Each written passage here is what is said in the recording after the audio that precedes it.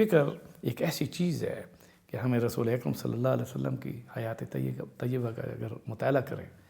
تو بیسے سے قبل آپ کتنی مدت تک مراقبے کی حالت میں رہے، کتنی مدت تک آپ فکر اور تدبر کے ساتھ سوچتے رہے، اور وہ سوچ اندازہ نہیں کر سکتے کہ وہ صرف یہ نہیں کہ گھر بند کمرے میں ہو، وہ سوچ صرف یہ نہیں کہ خانہ کعبہ کے کسی کونے میں ہو، وہ سوچ کہاں وہ مکمل ہوئی کہ جب آپ پہاڑ پر چڑھ کر غار حرا میں بیٹھے، جہاں دنیا کا کوئی نظام آپ کے سامنے نظر نہیں آ رہا تھا، چھوٹی سی وہ غار کہ جب آپ مکہ آئے ہیں اس پر ایک بار اگر آپ چڑھ کر وہاں پر اس غار میں بیٹھیں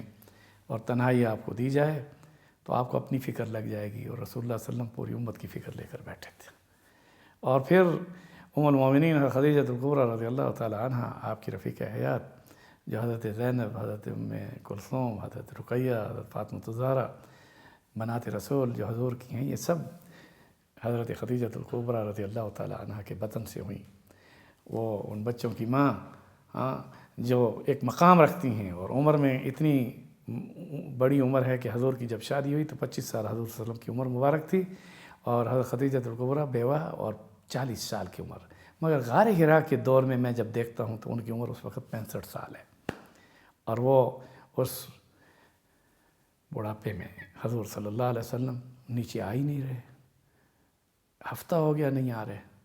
تو پانی کا مشکیزہ لے کر جاتی تھیں، ستو لے کر جاتی تھیں، خوراک روٹیاں پکا کر جاتی تھیں، اور حضور اپنی اس فکر میں وہاں بیٹھے،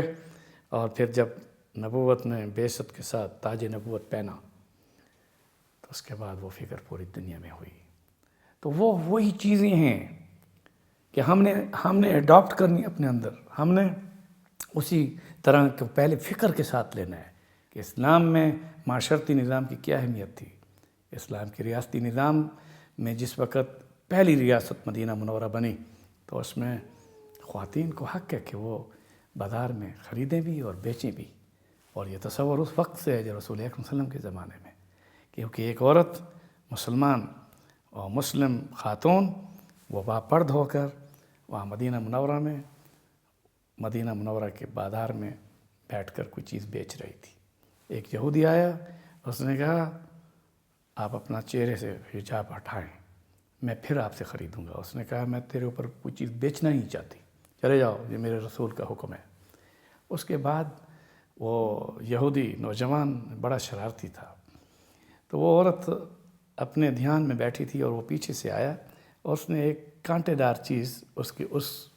پردے میں جو حجاب تھا اس کے سر پر، کیونکہ لباس کے اوپر وہ حجاب تھا، تو اس نے اس کے کپڑے کے ساتھ پیچھے وہی سوئی لگا کر یا کانٹا لگا کر اس کو پہلے یہاں سے لیا، پھر اس کے بعد ایک دھاگا باندھ کر پیچھے دیوار یا کوئی درخت تھا اس کے ساتھ باندھ دیا۔ اب وہ عورت اپنی عادت کے مطابق جس وقت اپنے سامان کو سمیٹ چکی تو وہ جب چلنے لگی تو وہ حجاب اس کا پیچھے اسی کیل کے ساتھ جو تھا وہ اس سے چہرے سے ہٹ گیا، اور وہی نوجوان اپنے 2 نوجوانوں کے ساتھ کھڑے ہو کر تالیاں بجاتا رہا کہ تیرا چہرہ ہم نے دیکھ لیا، تو انہیں کیوں چھپا رکھا تھا۔ اس دوران میں ایک مسلمان صحابی جس وقت اس نے عورت کی چیخ و پکار کو سنا اور اس پر تالیاں بجائی جا رہی ہیں تو اس نے اس نوجوان یہودی کو قتل کر دیا۔ اس کے قتل کرنے سے ان نوجوانوں نے اس صحابی کو قتل کر دیا۔ اب اس دوران میں یہ خبر مسجد نبوی میں پہنچی اور حضرت امیر حمزہ رضی اللہ تعالیٰ عنہ حضور کے چچا جوش میں آ کر اپنے صحابہ کی جماعت لے کر آ گئے، تو حضور صلی اللہ علیہ وسلم تک خبر بعد میں پہنچی۔ حضور جب آئے تو حضرت امیر حمزہ نے محاصرہ کر رکھا تھا، اور وہ محاصرہ بنو قنقاع کا 13 دن تک رہا۔ 13 دن کے اس محاصرے میں رسول اکرم صلی اللہ علیہ وسلم خود آ کر تشریف رکھتے تھے۔ آخرکار ان یہودیوں کو کمپرومائز کرنے کے لیے کہ بھی آپ ہمارے لیے سزا متعین کریں، آپ کا محاصرہ ہمیں بتا رہا ہے کہ ہم یا آپ جنگ کر آپ اس کا بدلہ لینا چاہ رہے ہیں، آپ سزا متعین کریں۔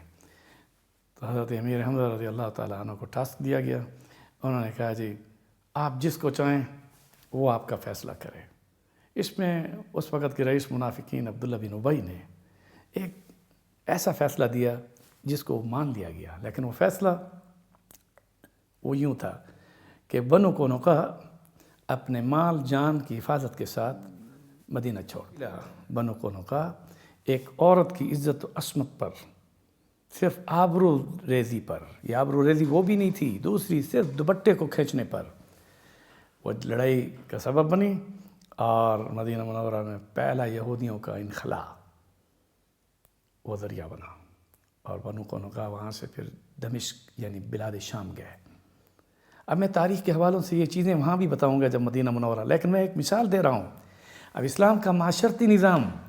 اس میں عورت کی عزت و عصمت کی حفاظت صرف یہ نہیں کہ صرف مسلمان خاتون کی، ہر ایک کی اتنی ہے کہ حضور صلی اللہ علیہ وسلم نے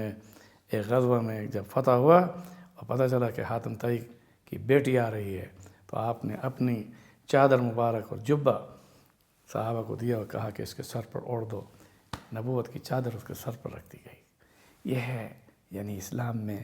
یعنی خاتون عورت کا مقام۔